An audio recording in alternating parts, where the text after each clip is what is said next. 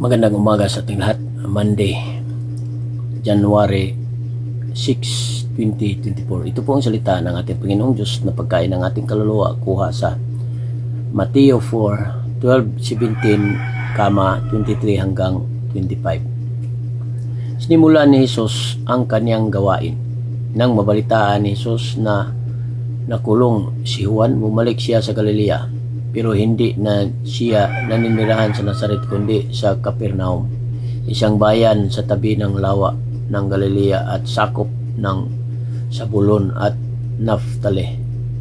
Sa ganitong paraan ay natupad ang sinabi ni Propeta Isaias, ang lupain ng Zabulon at Naphtali ay daanan patungo sa lawa at nasa kabila ng ilog ng Jordan. Ang mga lugar na ito ay sakop ng Galilea at tinitirhan ng mga hindi Hudyo. Nabubuhay sa kadiliman ang mga tao roon, ngunit makakakita sila ng matinding liwanag. Kahit nasa kadiliman sila ay natatakot mamatay, maliliwanagan sila. Simula roon, nangaral na si Jesus at ito ang kanyang mensahe: pagsisihan na ninyo ang inyong mga kasalanan dahil malapit na ang paghahari ng Diyos. Nangaral at nagpagaling ng mga may sakit si Jesus. Nilibot ni Jesus ang buong Galilea. Nangaral siya sa mga sambahan ng mga Hudyo at ipinangaral niya ang magandang balita tungkol sa paghahari ng Diyos.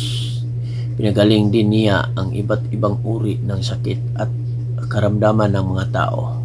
Naging tanyag siya sa buong Syria at dinala sa kanya ng mga tao ang lahat ng may mga sakit, mga naghihirap dahil sa matinding karamdaman, mga sinaniban ng masamang espiritu, mga may epilepsy at mga paralitiko. Pinagaling niya silang lahat. Sinundan siya ng napakaraming tao na galing sa Galilea, Decapolis, Jerusalem at iba pang mga bayan sa Judea at maging sa kabilang ilog ng Jordan.